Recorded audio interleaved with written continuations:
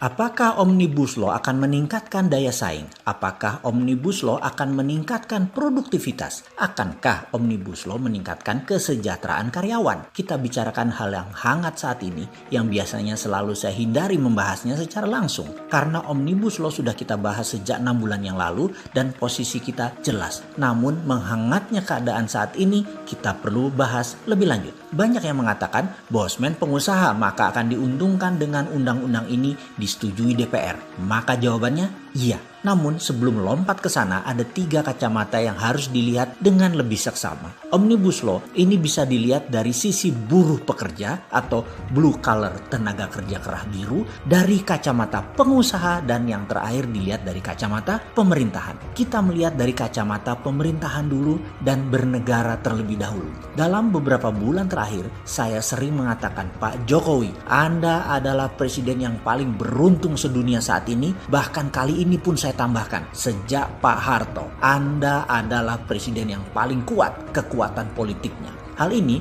sejak 6 bulan yang lalu dalam video yang kita buat, kita sudah katakan. Jika Omnibus Law disetujui, hal ini menunjukkan satu hal. Pemerintah sekarang di atas DPR. Dan ini mengembalikan fungsi bentuk negara Indonesia presidensial. Ini keren. Kekuatannya di presiden, bukan di parlementer, di mana DPR yang kuat, yang mengatur. Dan siapapun yang jadi presiden pilihan rakyat, kekuatan mengendalikan seperti saat ini adalah kekuatan otoritas impian yang banyak orang impikan dan Bapak capai. Sebenarnya lagi undang-undang Omnibus Law ini membuktikan hal itu jika disetujui DPR. Jadi beberapa bulan yang lalu kita mengatakan akan heran kalau DPR menyetujui karena ini simbol surrender, simbol mengalahnya DPR pada pemerintah, dan alhamdulillah DPR akhirnya menyerah. Omnibus Law ditandatangani. Buktinya apa kita ngomong begitu? Dalam undang-undang tersebut untuk melaksanakan pasal ada kata kunci dalam tanda petik. Diperlukan pengaturan lebih lanjut melalui peraturan pemerintah. Mantap sekali kalimat ini. Selamat buat pemerintah. Jadi kesimpulan sejauh ini adalah masa pemerintahan yang strong secara politik. Lalu pertanyaannya, apakah dengan senjata kaliber besar tersebut Undang-Undang Cipta Kerja bisa mengangkat produktivitas dan daya saing ekonomi Indonesia?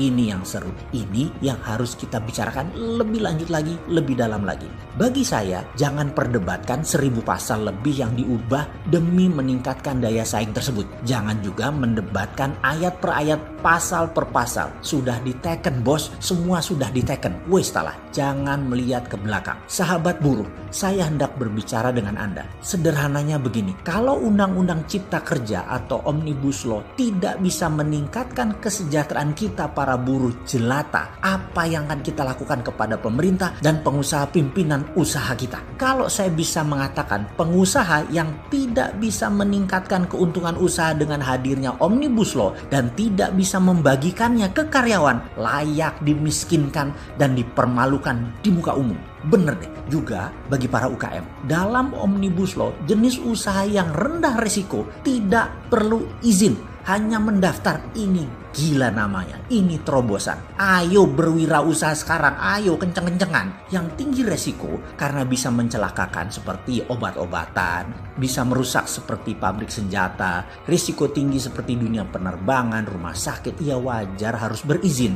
Kalau untuk buat pupuk penyubur tanaman itu resiko rendah, dulu dilarang-larang. Kalau sekarang dilarang, dihalangi, tuntut balik pakai Omnibus Law ini. Inilah masa gila-gilaan membangun UKM dan lapangan kerja baru pasti tercipta. Sahabat buruh, Anda tidak harus bekerja di pabrik yang besar selamanya toh. Mau kan Anda bekerja di UKM yang pegawainya di bawah 10 orang? Apa kalian harus kerja di pabrik yang ribuan karyawannya baru semangat? Kalau bisa pabriknya banyak ceweknya biar mata bisa lirak-lirik gitu. Sahabat buruh, bisnis ke depan akan semakin mengecil ukurannya, semakin digital namun global. Bahkan di tahun 2030, prediksi ekonomi dunia setelah COVID ini terjadi bahwa 90% perusahaan dunia adalah UKM yang go global dengan karyawan di bawah 50 orang dalam perusahaan tersebut. Jadi, perusahaan dengan ribuan karyawan bahkan puluhan ribu karyawan akan semakin berkurang. Ini realitas sahabat buruh. Percaya saya, kita satu suara. Nah, sekarang kepada pemerintah, dengan kekuatan Anda yang kuat, jangan stop di sini. Jangan misalnya kemarin membangun infrastruktur statis lalu kosong yang memakai untuk komersial dan produksi serta industrinya jarang. Sayang kalau infrastruktur dibangun hanya untuk kendaraan pribadi. Nilai tambahnya nggak ada, bahkan pemborosan. Omnibus Law juga sama. Kalau itu semua ternyata banyak dipakai perusahaan asing mengeduk tanah air Indonesia, ya kalian keterlaluan. Kalau itu mematikan atau mengusir asing-asing dari tanah air dan perusahaan Indonesia jadi kompetitif, itu baru benar. Asing di Indonesia itu kalau perlu hanya mitra, minoritas, serta hanya pembeli produk jadi. Bisakah Omnibus Law dipakai seperti impian kita tadi? Bisakah perusahaan asing di Sulawesi Tenggara tidak ada buruh asingnya? Bisakah kehadiran asing dan asing hanyalah sebagai buyer? Kalau hal itu terjadi, buruh sejahtera, pengusaha Indonesia sejahtera, negara sejahtera. Pasti, sahabat buruh, maafkan informasi saya kali ini agak beda marah kita. Bener deh, kita kasih kesempatan Omnibus Law ini setahun bagaimana? Kalau kita tidak sejahtera juga, siapa yang tidak amanah atas kepercayaan yang kita berikan ini?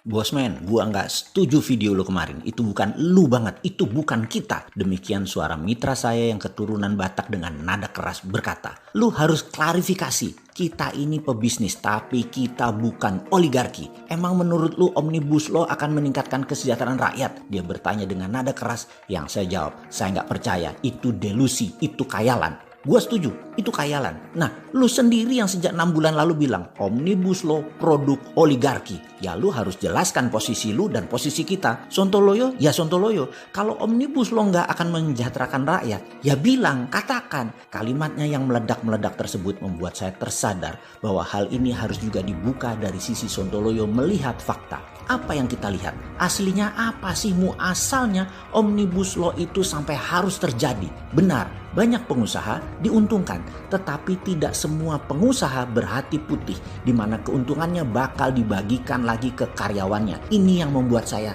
tersadar. Kita tahu, kita bicara kali ini bukan pengusaha UKM, tetapi pengusaha yang non UKM yang hanya 3%, tetapi mereka menguasai 50% peredaran uang serta kendali ekonomi makro Indonesia. Mereka diuntungkan oleh Omnibus Law, tetapi apakah mereka peduli dengan karyawan, buruhnya, dan hatinya putih? Maka kalau boleh saya jawab jujur, sedikit sekali yang hatinya putih. Mereka dengan Omnibus Law akan semakin kapitalis. Kapitalis elitis, yaitu mereka para oligarki dan BUMN. Betul, keduanya elitis yang diuntungkan amat sangat dengan Omnibus Law ini. Rakyat di bawahnya bagaimana? Rakyat hanya menunggu kebaikan mereka. Sekali lagi, bukan hak yang akan didapat, tetapi menunggu kebaikan. Yang kalau bosnya nggak baik, makan tuh sandal. Gigit jari datul rakyat jelata. Ini kan anjrit banget.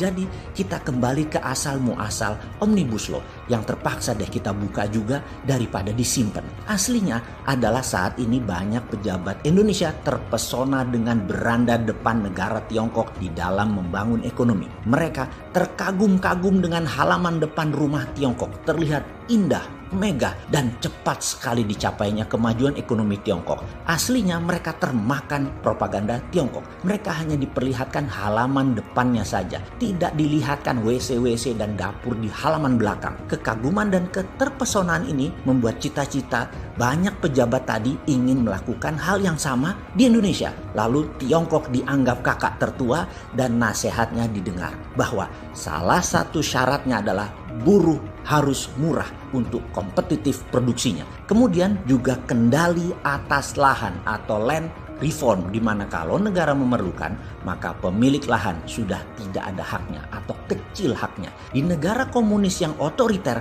hal ini bisa dijalankan. Namun di negara demokrasi suara rakyat jadi tertindas. Makanya perlu perlindungan hukum.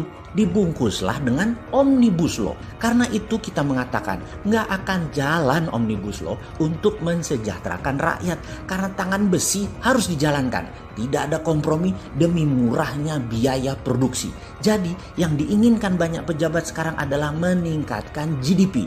Dan sungguh meningkatkan GDP belum tentu meningkatkan kesejahteraan rakyat. Ini harus diluruskan cita-cita banyak pejabat tersebut. Memang terlihat manis undang-undang tersebut dibungkus dengan kata dalam tanda petik cipta kerja.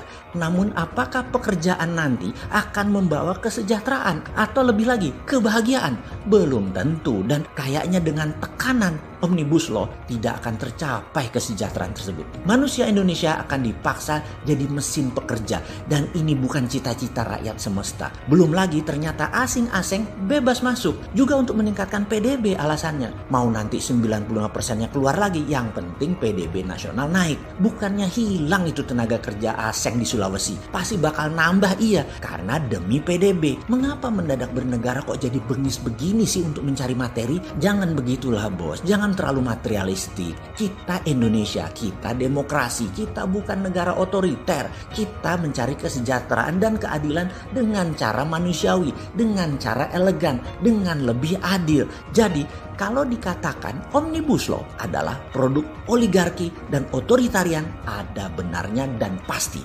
Lalu ke depan bagaimana? Saya secara pribadi dan kita rakyat jelata mengajukan saran untuk mencabut Undang-Undang Cipta Kerja atau tunda pelaksanaannya. Sebaiknya kaji ulang lagi demi bangsa dan negara. Stop terpesona dengan asing dan aseng. Jangan ukuran PDB naik atau angka-angka statistik naik jadi tujuan bernegara. Janganlah. Yang benar adalah rakyat sejahtera, haknya dijaga, suaranya didengar, adalah solusi terbaik itu semua.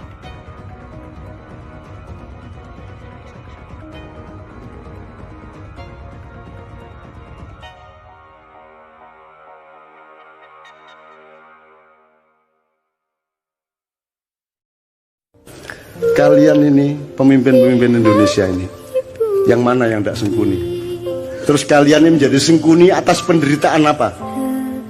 Kamu pernah susah apa hidupmu? Kamu itu atas nama penderitaan yang bagaimana sehingga kamu jahat kepada rakyat itu? Apa alasan sejarahmu? Kalau sengkuni ada alasannya untuk jahat, meskipun kejahatan dia tidak sepadan sama sekali dengan penderitaannya. Nah ini Indonesia ini, kamu itu menderita apa? Sehingga kamu kejamnya begitu rupa kepada rakyat. Kamu pernah menderita apa? Kamu pernah miskin apa? Karena kamu pernah puasa kayak apa? Kamu pernah tirakat apa? Kamu lancar-lancar semua kok. Kamu bisa membayar miliaran kok jadi pejabat. Apa alasanmu untuk jahat kepada rakyat? Sengkuni saja tidak sejahat kamu, padahal dia penderitaannya ribuan kali lipat dibanding penderitaan hidupmu.